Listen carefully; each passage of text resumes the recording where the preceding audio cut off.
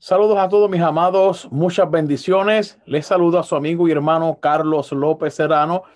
Quiero darle las gracias a todos aquellos que se siguen suscribiendo a su canal de Ciencias Bíblicas y Exégesis. Le damos la bienvenida y también queremos agradecer a todas las personas que comparten el contenido, que dan like, que activan la campanita para que les lleguen las notificaciones cuando subamos cada video, cada contenido. Así que gracias a todos ustedes por hacer de su casa este canal. Vamos rumbo a los 7,000 suscriptores. Ya tenemos un total de 6,960 suscriptores. Este es nuestro canal de YouTube. Usted puede compartirlo en sus diferentes plataformas: Facebook, Instagram, sus grupos académicos, sus grupos teológicos, donde quiera que usted quiera, lo puede compartir y comentar el contenido. Estamos contentos, nos escribe mucha gente de Europa. El canal se está moviendo muy bien en lo que es Europa, lo que es Italia, lo que es España, lo que es Alemania. Recibo mucha gente, recibo muchos comentarios de muchas personas allá que estudian ciencias bíblicas. Así le damos las gracias a Dios primeramente, y también a cada persona que se suscribe a este canal. Ya hemos compartido pantalla. Aquí puedes ver el logo de nuestra página de Ágora de Ciencias Bíblicas, Arqueología, Filología y Crítica Textual. Usted puede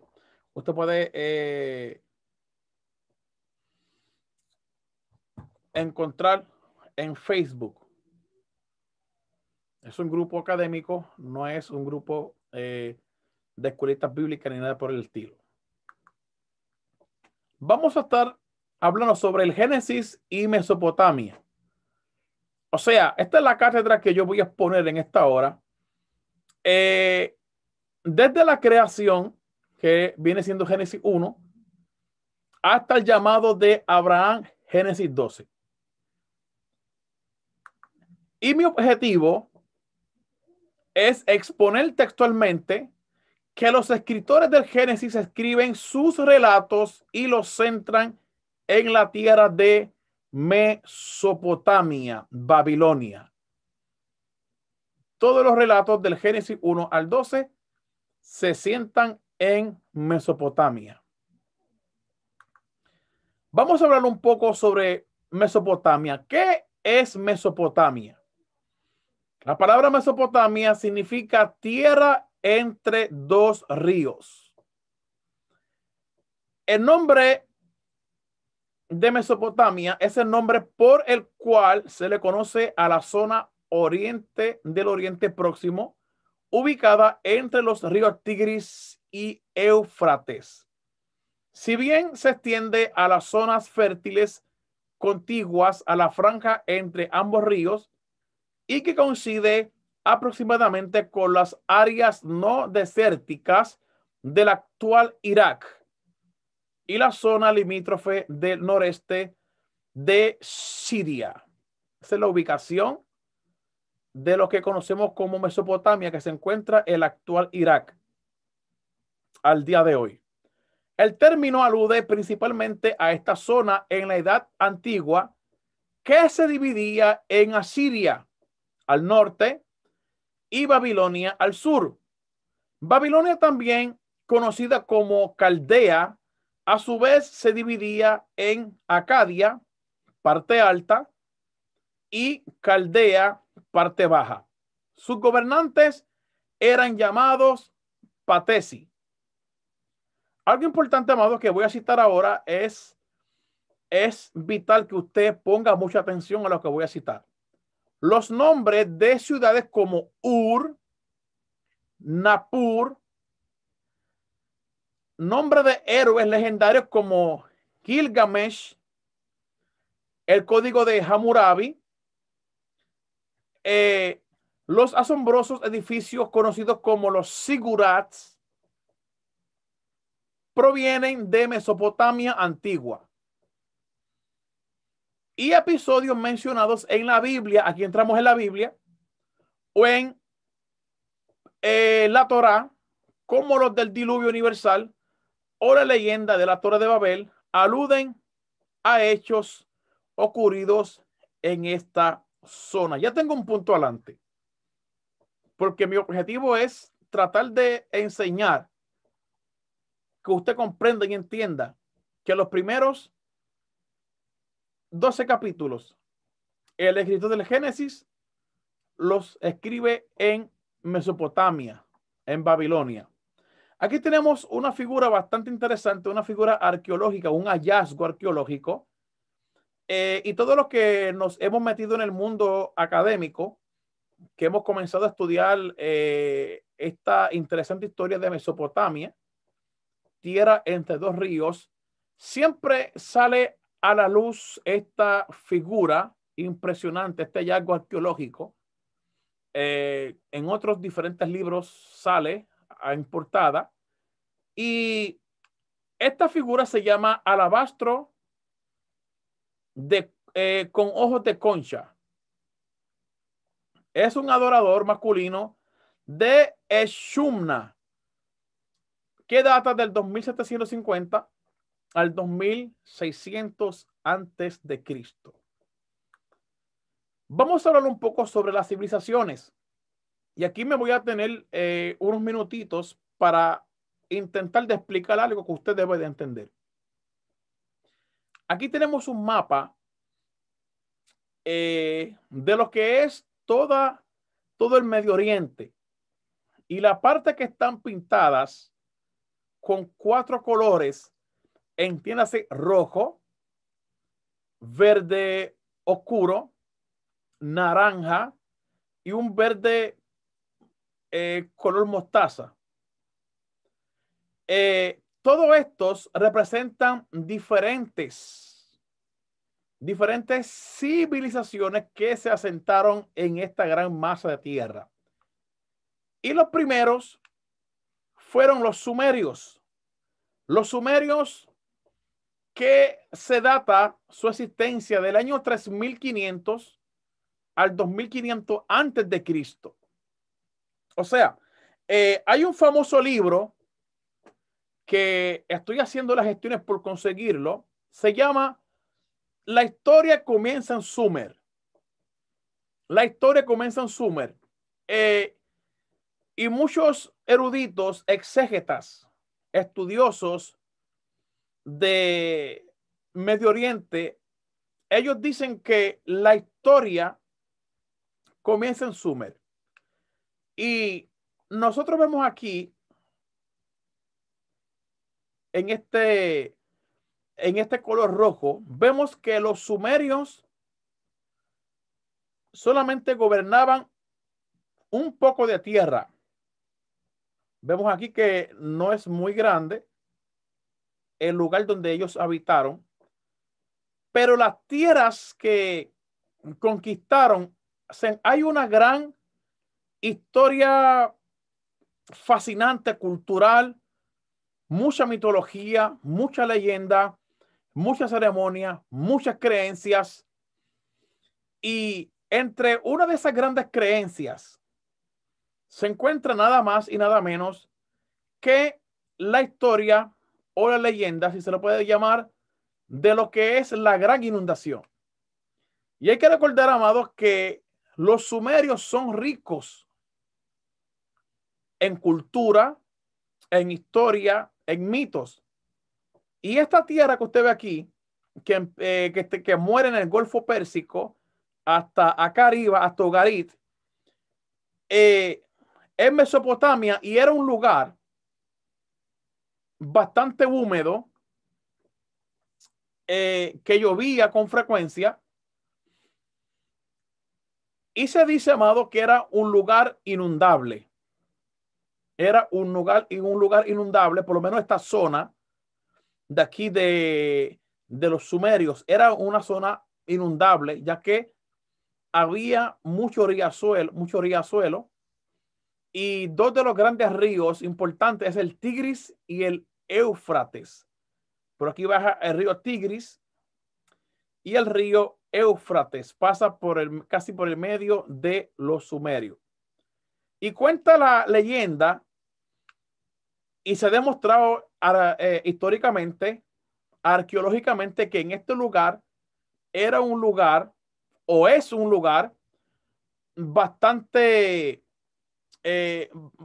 o sea, era un lugar donde había muchas crecientes. Era un lugar inundable y que hubieron muchas inundaciones. Pero una de esas inundaciones fue una fuerte, catastrófica, que tuvieron que escribir sobre esa gran inundación. Y esa gran inundación que los sorprendieron a ellos, porque para este tiempo no hay lo que conocemos como ciencia. No habían noticias de meteorología, meteorólogos que tienden a avisarnos cuando viene un temporal, cuando viene lluvia, que hay que prepararnos porque viene un huracán o un tornado o no sé, o viene algo fuerte que va a arrasar con la tierra. Ellos no tenían esos avances científicos que nosotros tenemos, sino que simplemente, amado, ellos miraban los tiempos y ellos le adjudicaban estos grandes males, estas grandes tempestades que destruían las casas, destruían, mataban personas, ahogaban, o sea, estos grandes desastres, ellos se los adjudicaban a los dioses, o sea, usaban el mito para expresar una gran realidad. Y eso lo hacían los sumerios. Siempre que venía una gran inundación y moría mucha gente ahogada, o las casas se destruían o quedaban sumergidas bajo el agua, decían los dioses están molestos y han destruido la ciudad. Utilizaban el mito para expresar esa realidad. Y tantas historias que tenemos en los sumerios. De momento, amado, vienen los acadios del 2100 antes de Cristo, invaden, derrotan a los sumerios y se quedan los acadios. Vemos que aquí los acadios arropan más tierra porque eran un pueblo más grande. Y toda esa leyenda, toda esa mitología, ellos la adquieren, le dan forma y posiblemente le cambian o reforman o formulan esa leyenda para con su historia y sigue el mito. Luego vienen los asirios y vemos aquí, amados, que de los 4 imperios, el asirio es el que más conquista. Vemos por aquí que conquista todo lo que es Mesopotamia. Llegamos a Susa, a Nínive, que es la capital de los asirios, conquistando hasta Anatolia, Turquía, y conquistando toda la luna, toda la media luna fértil, lo que es Canaán, Israel ahora, Palestina, y un poquito sobre Egipto. Vemos cómo los asirios eran los más terribles, los más perversos, los más bravos, los más duros, cómo conquistan demasiado. Y siguen el mismo patrón de adquirir toda esa leyenda mesopotámica, arreglarla o actualizarla conforme a su creencia. Y siguen los mitos y las leyendas adquiriendo más evolución conforme a las civilizaciones que se han entablado en toda la Mesopotamia. Pues, y posteriormente, amado, los babilónicos, en el año 600 antes de Cristo, estaban los babilónicos y los neobabilónicos. Lo mismo, toda esa historia, toda esa leyenda, toda esa cultura, ellos recogen toda esa leyenda, la modifican, la actualizan al tiempo de ellos y aún le cambian los nombres de los héroes, porque para los sumerios se hablaba mucho de Atrasis Y vemos que Atrasis es sustituido por Gilgamesh. Y después, amado, el Gilgamesh es evolucionado o cambiado, lo que conocemos hoy como Noé de los hebreos. Y vemos aquí, amado, que toda esta civilización es rica en cultura, es rica en historia, en leyenda y mitología. Algo impresionante lo que encontramos aquí. Y se dice que el primer hombre es mesopotámico, pero eso es otro tema. Vamos a seguir un poquito más adelante. Entramos al epicentro. Vamos a entrar a la Biblia. Vamos a hablar del cautiverio de Judá en Babilonia. Ya el reino del norte ha sido cautivo, desaparecido por los asirios. Y pasa algo en la historia, y es que los que menos esperaban o los que no imaginaban qué sucedería, le pasó al reino de Judá. En el año 587, Nabucodonosor conquistó a Jerusalén, destruyendo el templo y puso fin a la independencia de los hebreos. Entonces, fueron varias deportaciones. En la primera deportación, en el 597, afectó a la clase alta. ¿Quiénes fueron deportados primero? Los sabios, los sacerdotes, los pensadores, los religiosos, todo lo que formaba lo que es el culto, el templo. Los grandes sabios, los grandes pensadores, los de clase alta, fueron deportados a Babilonia.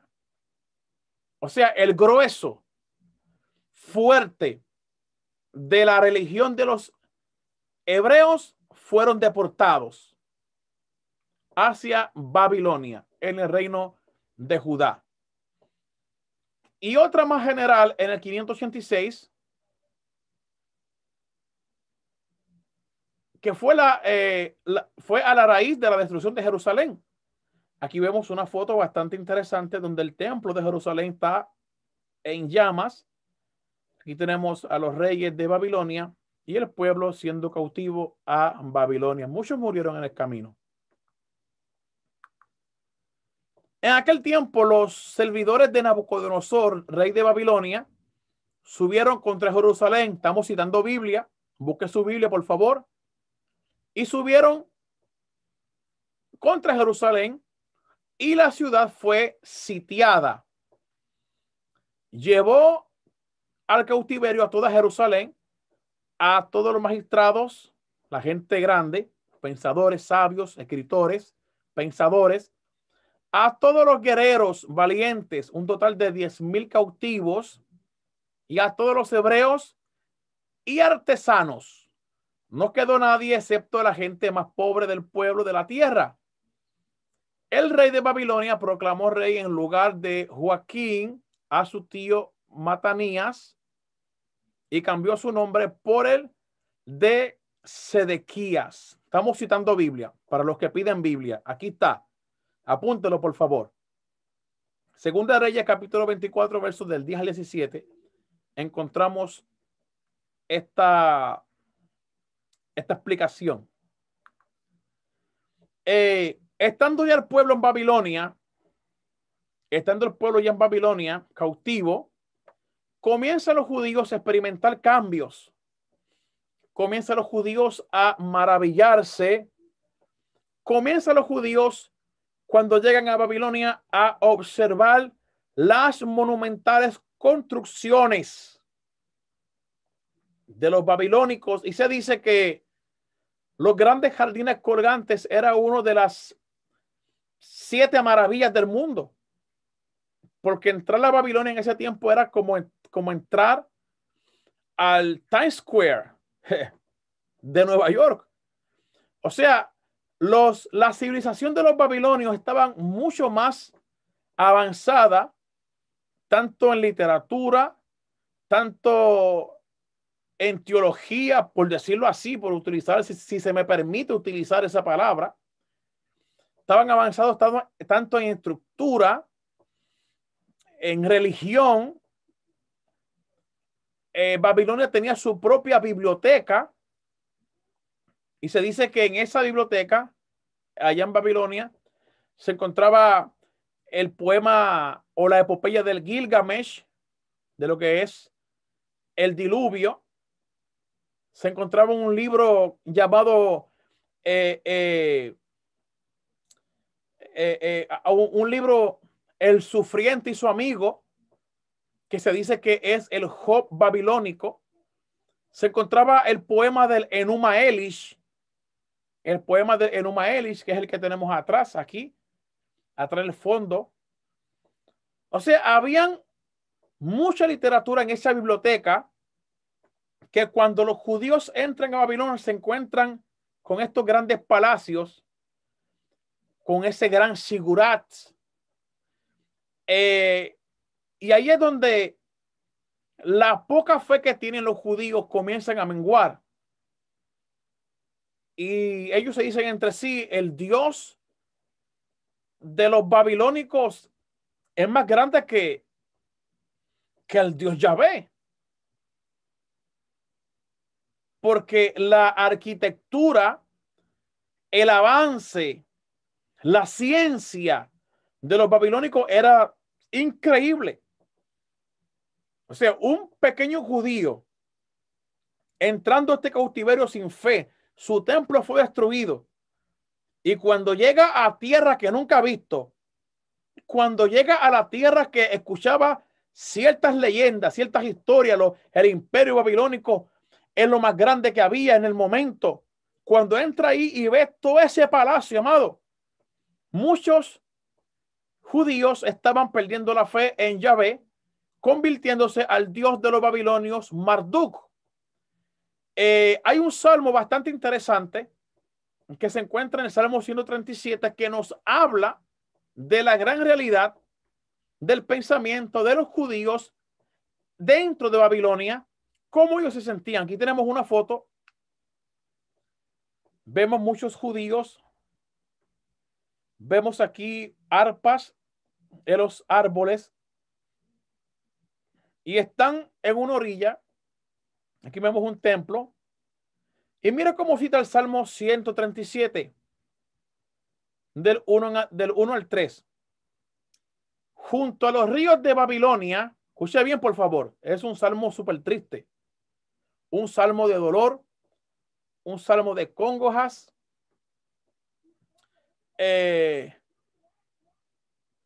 un salmo triste.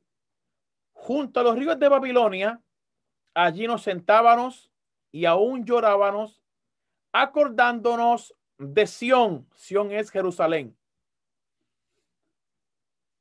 En los sauces, que son los árboles que hay en medio de ella, colgábamos nuestras arpas. Usted sabe, amado, que los judíos les gustaban mucho los cánticos, los salmos.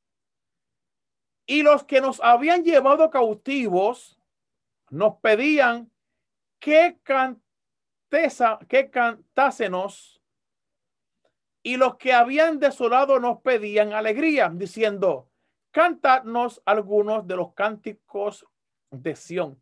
Ese era el pensamiento de los judíos en Babilonia. ¿Por qué? Porque era un lugar donde ellos no conocen. Ellos no saben cuál va a ser su fin. Ellos piensan, pecamos contra Yahvé, pecamos contra Dios. Dios nos ha desamparado. Dios nos ha abandonado. Dios nos ha dejado. ¿Dónde está la promesa de Dios con el rey David? ¿Dónde está esa promesa? Amado, cuando llega el cautiverio babilónico para el reino de Judá, ellos pensaron que esto era el fin del mundo. Todo se acabó.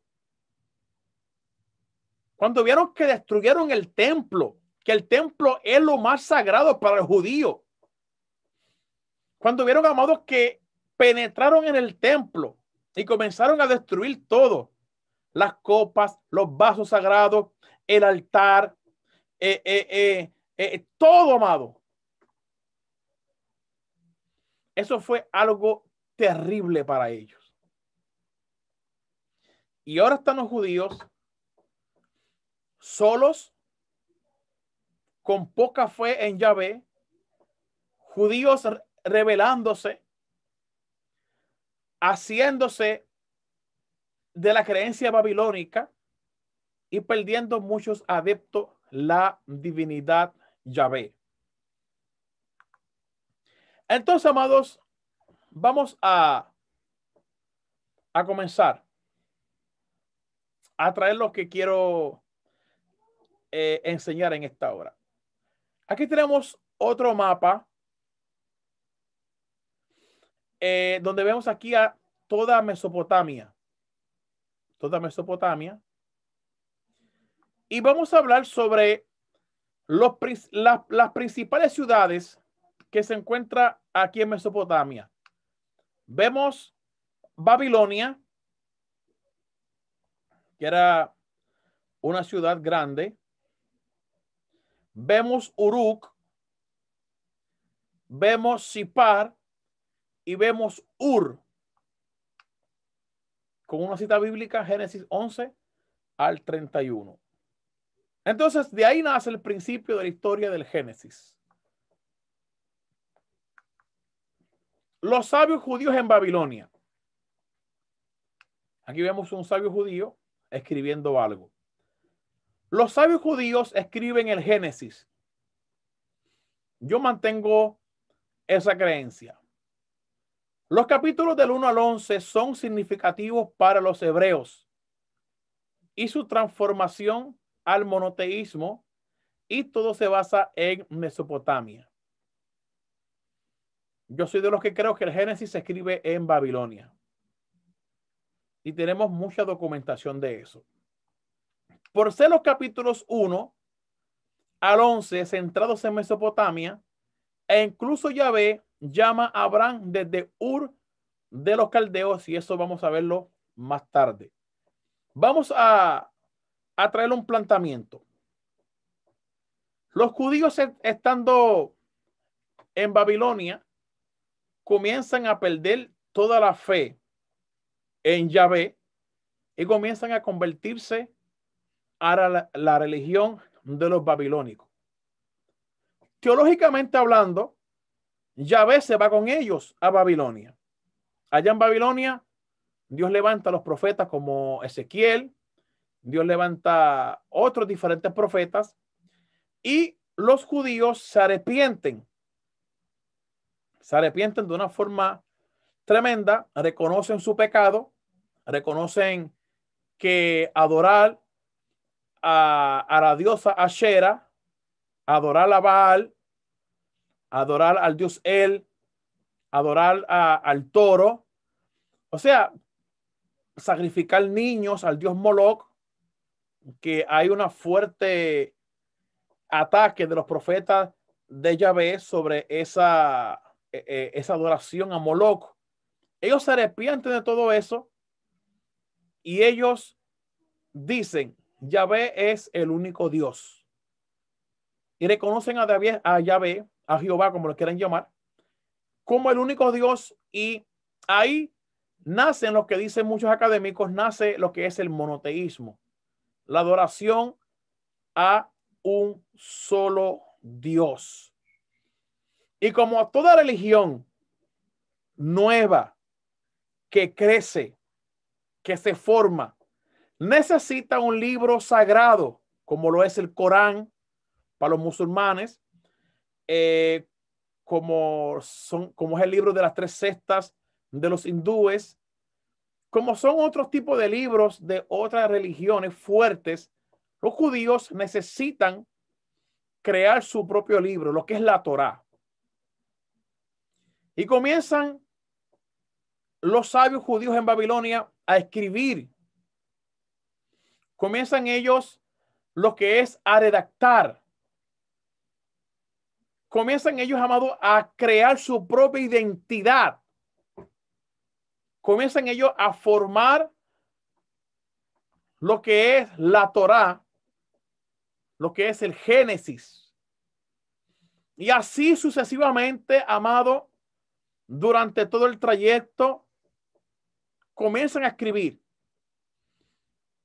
Y cuando ya los babilonios tenían el Enuma Elish como la creación del mundo, del cosmos, con una guerra de dioses para crear el universo, ellos escriben su propio credo, la creación del mundo de la perspectiva hebrea, donde quien crea el mundo, quien crea el universo, quien crea el cosmos es Elohim, el Dios trascendental, es el que crea y es un Dios grande, es un Dios trascendental, es un Dios poderoso que no necesita pelear con ninguna fuerza cósmica, no necesita pelear con ninguna otra divinidad porque no existe para ellos, porque es un solo Dios.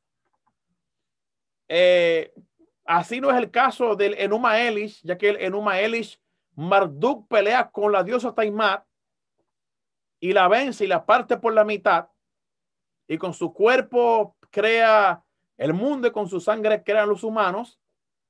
El Dios de los hebreos crea los cielos, crea la tierra y crea todo nada más con decir hágase, y así se hizo y todo fue bueno. Esa es la identidad del Dios de los hebreos.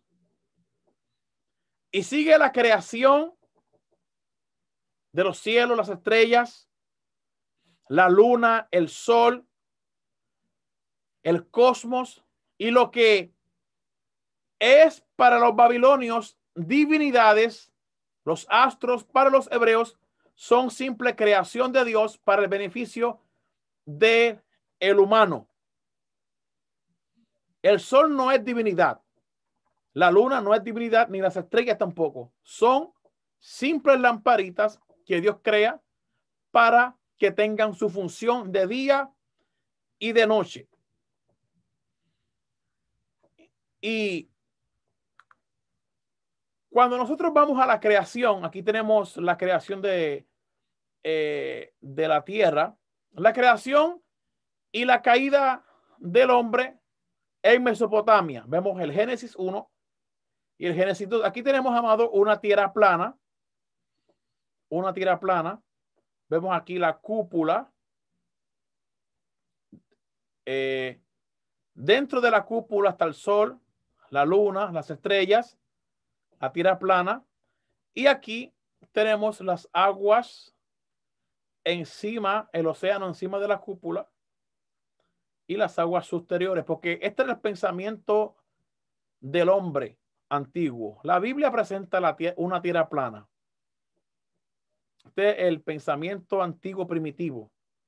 Y ellos pensaban que arriba de la cúpula había agua.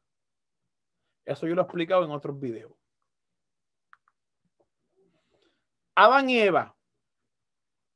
Según el segundo relato de la creación, Adán fue creado del polvo de la tierra de Mesopotamia. Escucha bien. Por ende, Adán es mesopotámico. Repito, Adán fue creado del polvo de la tierra de Mesopotamia. Por ende, Adán es mesopotámico. ¿Dónde vemos eso? Génesis capítulo 2, verso 7 en adelante. Dice así: entonces, del polvo de la tierra, ¿qué tierra? Mesopotamia, Babilonia.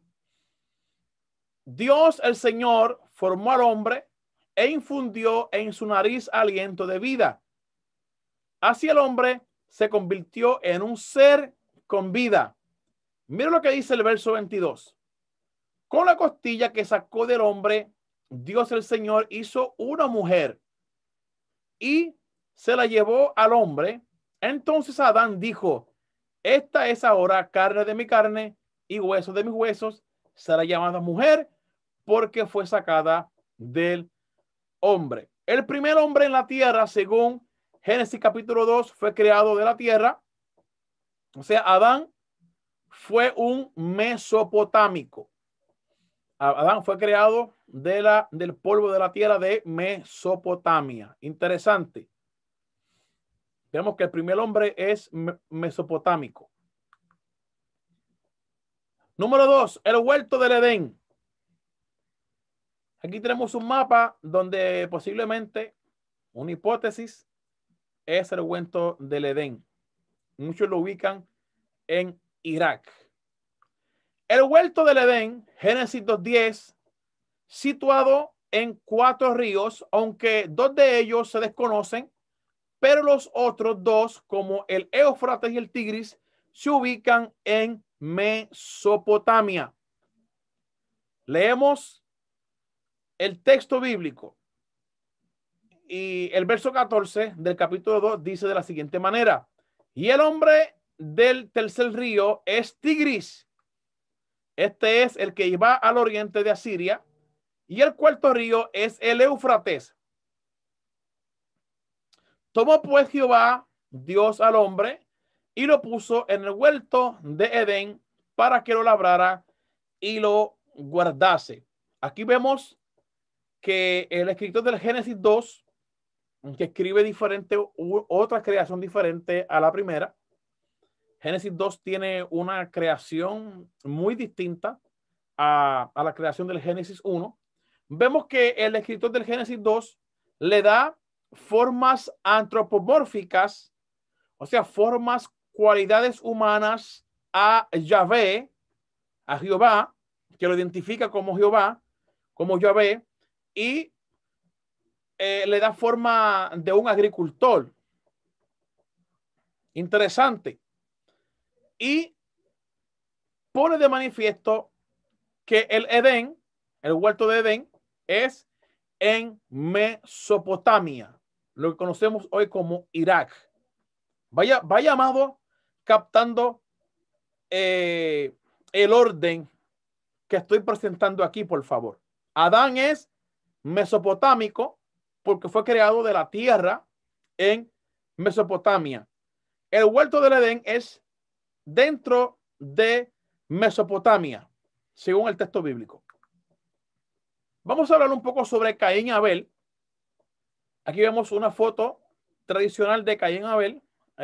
Abel ofreciendo los sacrificios y Caín mirándolo para matarlo.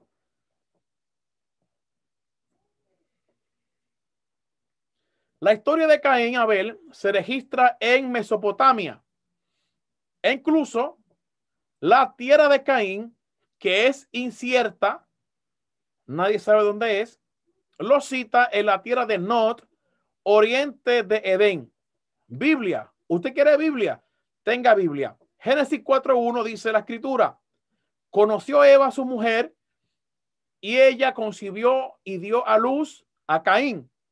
Y dijo: por voluntad del Señor he adquirido un varón. Después dio a luz a Abel, hermano de Caín. Abel era pastor de ovejas y Caín cultivaba la tierra. Dice el verso 16: Caín salió de la presencia del Señor y habitó en tierra de Nod, al oriente de Edén. Entonces, situamos la historia de Caín y Abel dentro de Mesopotamia. Dentro de Mesopotamia, lee las regiones de Babilonia. Número 4, los patriarcas antediluvianos. Aquí tenemos una lista de los patriarcas antediluvianos. Empezamos con Adán, con Set, Enos, Caín, Mahalaleel, Jared, Enoc, Matusalén, Lamec, Noé, y luego el diluvio, y después del diluvio. Los patriarcas antediluvianos, o sea, Mesopotamia. Todos nacieron en Mesopotamia. Oye bien, todos nacieron en Mesopotamia. Desde Set, Génesis 5:3, aquí está la Biblia, ya que muchos dicen, cítame Biblia. Repito, todos nacieron en Mesopotamia. Desde Set, Génesis 5:3 dice, cuando Adán llegó a la edad de 130 años, tuvo un hijo a su imagen y semejanza y lo llamó Set. Lo llamó Set. Hasta Noé e hijos. Mira lo que dice Génesis 5:30.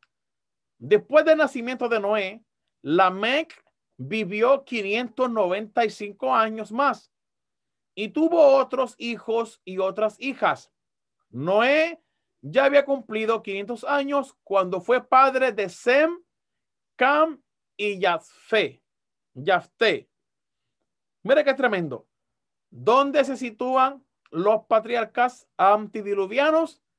En Mesopotamia. Ninguno sale de Mesopotamia. Una cosa tremenda. El diluvio. Vamos a tocar el famoso diluvio. La famosa inundación. El famoso Mabul. Aquí vemos una imagen bastante interesante que encontré. Vemos el arca situado en una gran montaña. El diluvio. Génesis 6, 7 y 8 arropa la historia del diluvio y se sitúa también en Mesopotamia. Nunca sale de ahí. Ya que es un lugar rodeado por muchas aguas y es fácil los ríos salirse de su cauce. O sea, es un lugar inundable, como expliqué al principio, sobre toda la tierra de Mesopotamia. Es un lugar que se satura rápido de agua y hay grandes inundaciones porque los ríos se salen de su cauce. Génesis 6 al 17 cita de la siguiente manera: porque voy a enviar un diluvio, hablando de la divinidad, sobre la tierra para destruir a todos los seres vivientes bajo el cielo. Todo lo que existe en la tierra morirá.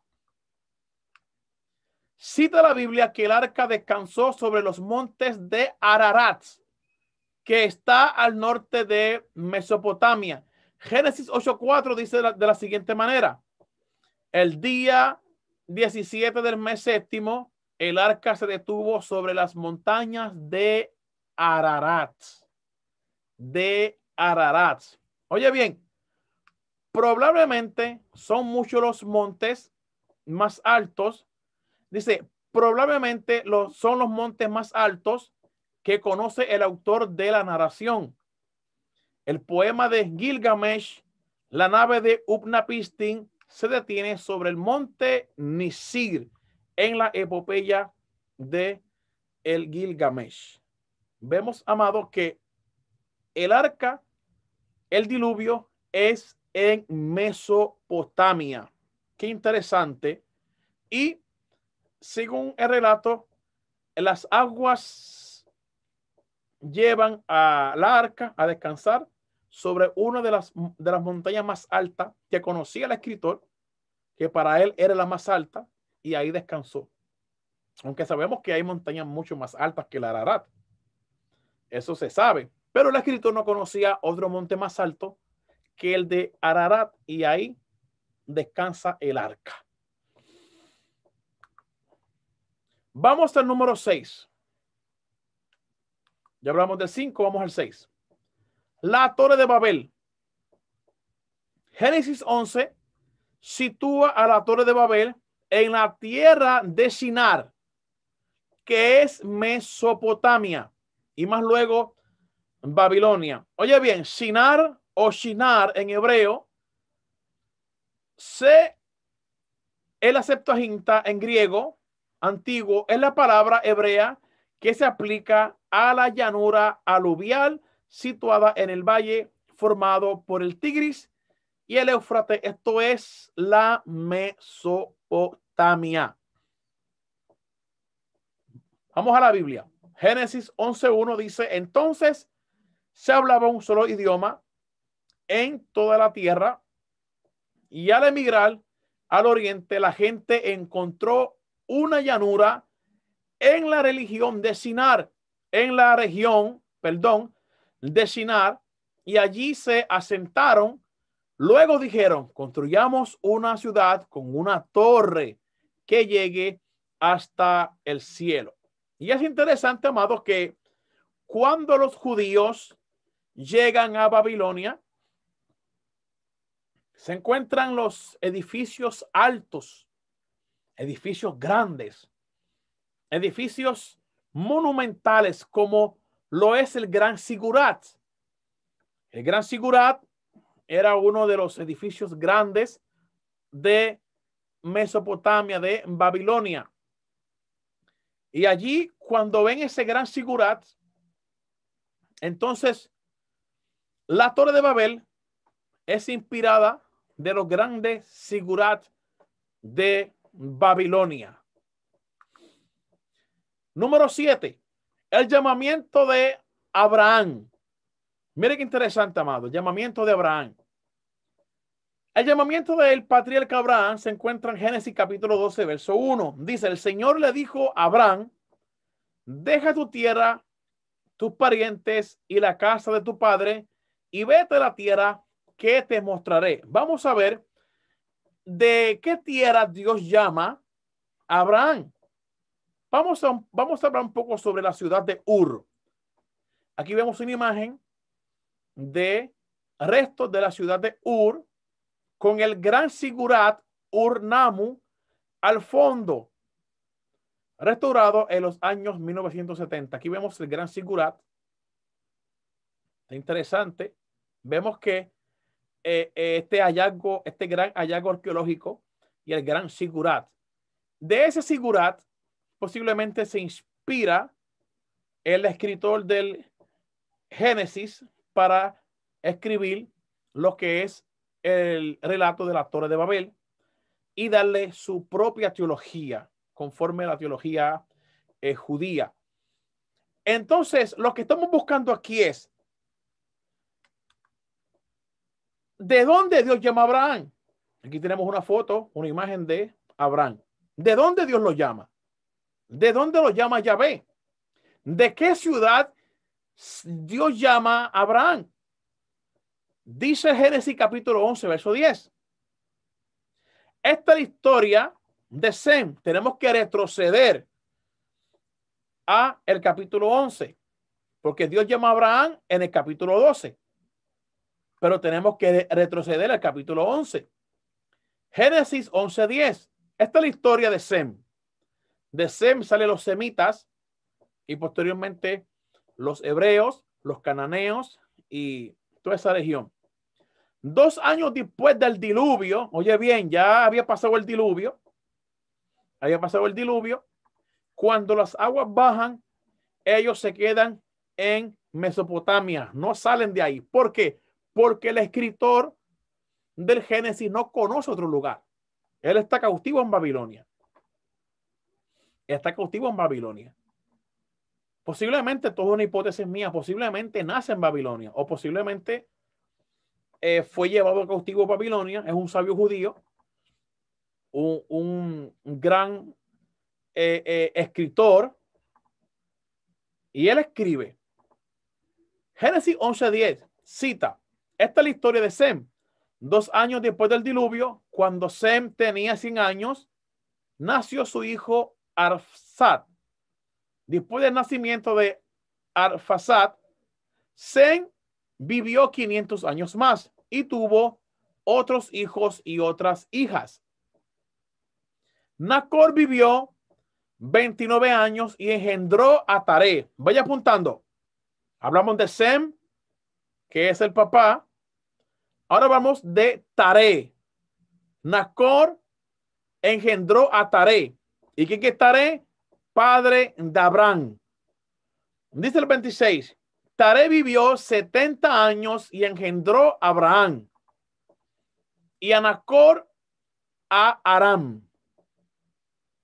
Oye bien, verso 28. Y murió Aram antes que su padre Taré en tierra de su nacimiento. ¿En dónde? En Ur de los caldeos. ¿Dónde es Ur? Mesopotamia. Mira lo que dice el verso 31.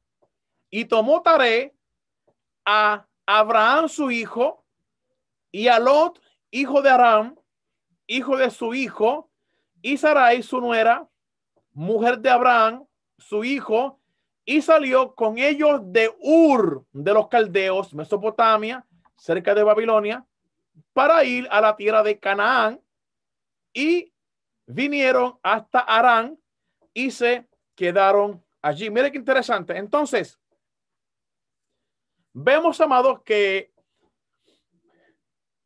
Adán es mesopotámico porque fue creado de la tierra, del polvo de la tierra de Mesopotamia, según el texto. Los patriarcas antediluvianos fueron todos mesopotámicos. Ahora, Set es mesopotámico. Abraham es mesopotámico también. Sale de Ur de los Caldeos. Mire qué interesante, amado. Qué interesante. Entonces, el viaje de Abraham de Ur a Canaán. Aquí tenemos el mapa de la ruta de Abraham hacia la tierra prometida. Vemos qué dice el texto bíblico, por favor. El texto bíblico dice, Génesis 12. Génesis 12:1 dice, pero Jehová había dicho a Abraham, vete de tu tierra y de tu parentela, de la casa de tu padre, a la tierra que te mostraré. Y se fue Abraham, como Jehová le dijo, y lo fue con él. Y era Abraham de edad de 75 años cuando salió de Harán. Aquí tenemos el mapa. Vemos aquí, amado hermano, que Ur, ¿dónde fue que dijimos que es Ur? ¿De dónde? De una ciudad sumeria. Ur es una ciudad sumeria. Sale de Ur, llega a Harán, ahí se detiene, y dice el texto 9, y Abraham partió de allí caminando yendo hacia el Negev. Llega a Canaán. Cuando Abraham llega a Canaán, Abraham recibe el nombre, el adjetivo calificativo de hebreo. El primer hebreo fue Abraham. Escúcheme bien, por favor. El primer hebreo fue Abraham y el nombre hebreo era un adjetivo calificativo como un hebreín, un invasor, el que invade o el que cruza el río. ¿Cuál río? El Éufrates, porque Abraham, para entrar a Canaán, cruza el río Éufrates, que es este que está aquí. El que cruza el río Éufrates para entrar, pasa cerca de Ugarit y llega a lo que es Canaán. Allá los cananeos lo reciben, le ponen el nombre de hebreo. Allá Abraham conoce lo que es el paleo hebreo. El paleo hebreo es un lenguaje de los cananeos, porque los mesopotámicos hablaban lo que es arameo, y aquí llegan a Canaán, conocen el hebreo, y sigue en Canaán. Pero pasa algo. Mira lo que dice el verso 10. El verso 10 dice, hubo hambre en la tierra. ¿En qué tierra? En Canaán. ¿Dónde hay hambre? En Canaán. Dice el verso 10, hubo hambre en la tierra de Canaán y descendió Abraham a Egipto para morar allá, porque era grande el hambre en la tierra. O sea, Dios le dice en el verso 1, vete de tu tierra, o sea, sal de Ur, sal de Mesopotamia, a la tierra que fluye leche y miel, que es Canaán. Yo voy a expulsar a todos los cananeos, los geteos, los gergeseos. Todo eso lo voy a sacar para dárselo a tu descendencia. Abraham, pensando que iba a recibir bendición en Canaán, dice el verso 10, hubo hambre en la tierra. Y descendió Abraham a Egipto para morar allá, porque era grande el hambre en la tierra. Cuando llega a Egipto, usted sabe la historia. Abraham dice, di que tú eres mi hermana. El faraón se lleva a la mujer de Abraham para acostarse con ella, tener sexo con ella. Se le revela la divinidad y le dice, no la toques, es una mujer casada, si no te voy a asesinar. El faraón se despierta, se levanta, le entrega a la mujer a Abraham y usted sabe la historia y Dios le habla a Abraham y Abraham regresa de nuevo a Canaán. Entonces, la conclusión. Los judíos, estando en Babilonia, escriben todas estas historias. ¿Por qué? Porque como una nueva religión, para formar un libro nuevo, o sea, cada religión tiene que tener su máximo libro. O sea, antes de los judíos, por lo menos el reino del sur, antes de los entrar a Babilonia, se le conocían como el pueblo de Israel. El pueblo de Judá. O los hijos de Israel. Cuando entran al cautiverio, nace el monoteísmo. Y ahora se le llama los judíos con su judaísmo. ¿Por qué todas las historias son en Mesopotamia? Porque el que escribe está cautivo en Mesopotamia. Por eso es que el primer hombre es de Mesopotamia. La caída es en Mesopotamia. El diluvio es en Mesopotamia. Caín y Abel son mesopotámicos. La Torre de Babel es en Mesopotamia. Abraham es llamado de Mesopotamia. Todo es en Mesopotamia porque el que escribe está cautivo en Mesopotamia. Y quiere formar, crear su propia identidad como un pueblo de su tiempo, de la época y de su compartía su cosmogonía con las civilizaciones de la época. Pero crean una identidad y crean su propia teología. El hombre cae de la gracia de Dios por desobediente a Dios. Y ellos son el vivo ejemplo de cómo Dios los echó de su presencia y los castigó por un breve tiempo, a lo que el pueblo que en sí se humilla ante su Dios y por eso Dios les promete un libertador, como lo fue el rey Ciro, que se le llamó el Mesías, y regresaron a su ciudad, a su tierra, y construyen el segundo templo. Esta historia, amado, es demasiado fascinante. Así que yo veo el asunto. Esta fue mi investigación. Así que espero que haya sido de mucha bendición. Si se siente un poco confundido, me alegro.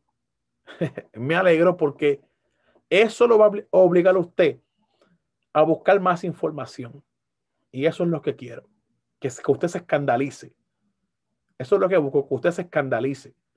Y cuando usted se escandaliza, usted no se va a quedar así. Usted va a comenzar a escudriñar bibliografía, técnica, origen y persistencia del judaísmo.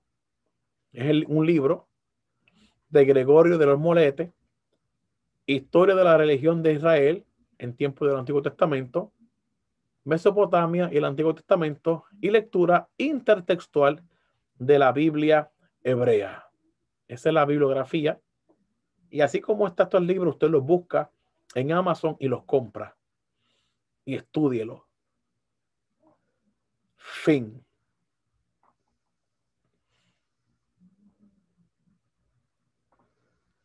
Entonces, amado, esta fue mi investigación. Espero que haya sido de mucha bendición. Espero que su mente se haya abierto un poco para que sepa, amado, que el pensamiento y mi investigación tiene base bíblica, tiene fundamento bíblico. Todo es en Mesopotamia, porque el que escribe está cautivo en Babilonia, en Mesopotamia. Así que si te gustó el video, dale like, dale click a la campanita, suscríbete al canal y comparte el material. Compártelo con tus amigos, compártelo con tus maestros de escuelas bíblicas, compártelo en las diferentes plataformas, en las diferentes páginas para poder seguir creciendo y expandiéndonos. Así que Dios me le bendiga, Dios me le guarde, amado, y será hasta la próxima. Muchas bendiciones.